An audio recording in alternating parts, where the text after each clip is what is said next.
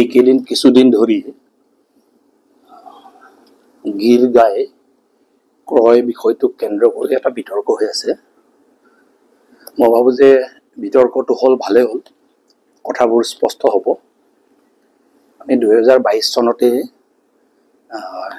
এদিন এছেম্বলিত আমাৰ পদ্মদাই আমি লবিত বহি থাকোঁতে পদ্মদাই আমাক অৱগত কৰিলে যে এনেকৈ গীৰ গাই তেখেতসকলে যিমান আশা কৰিছিলে তাতকৈ বেছি ট্ৰেইনত পঠাই দিছে, আৰু ট্ৰেইনত পঠাই দিয়াৰ কাৰণে এতিয়া বেছি হোৱাখিনি কি কৰিব এইটোক লৈ এটা দুদুল্যমান অৱস্থাত আছিলে বুলি জনাইছে।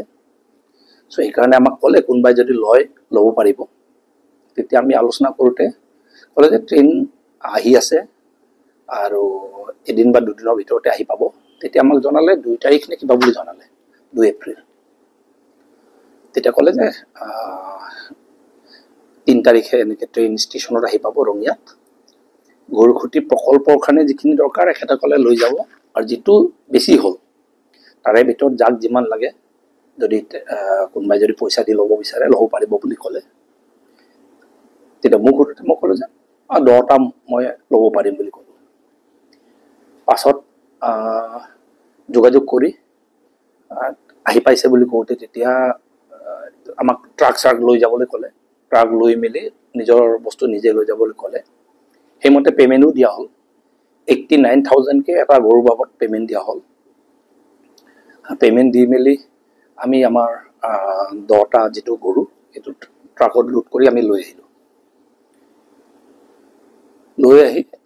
লৈ আনলোড কৰাৰ পাছত এদিন নে দুদিনৰ পাছত এজনী মৰিলে।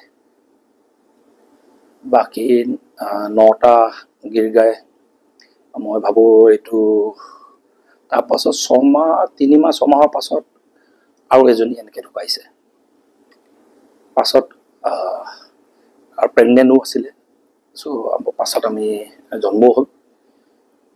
এতিয়া তাতে ফাৰ্মত এতিয়া আমাৰ ল'ৰা কিছুমানে চলাই আছে। মই ভাবোঁ যে এইটোক লৈ যিটো বিতৰ্ক হৈছে এইটো ফ্ৰীকৈ অনা নহয়, গভৰ্ণমেণ্ট ছাবচিডিও নহয়। 89,000কে দি মেলি ক্ৰয় কৰি অনা হৈছে, আৰু ট্ৰেন্সপৰ্টেশ্যন আমি নিজে লৈ আহিছোঁ। পাছত খালি আমাক জনালে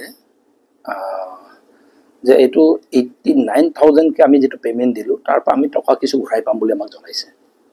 কিয়নো NDTVৰ লগত গভৰ্ণমেণ্টে পাছত গৰুখুটি প্ৰকল্প আমাৰ পদ্মদাহঁতে লাগি মেলি বহুত বেমাৰী, যেনেকৈ মোৰ লগে লগে এটা পিছদিনাই ঢুকাইছে, এনেকৈ পাছত আকৌ ঢুকাইছে, এনেকৈ বেমাৰী হোৱাৰ কাৰণে কষ্টিংটো বহুত বেছি বুলি 66,000কে চাগে পাছত দাম দৰ কৰি ফাইনেল কৰিলে তেখেতসকলে।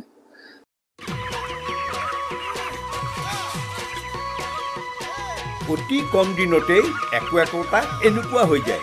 মই যে বিয়মৰ দানা খুৱাওঁ, আপোনালোকেও বিয়মৰ দানা খুৱাওক আৰু কম দিনতেই অধিক মুনাফা লাভ কৰক।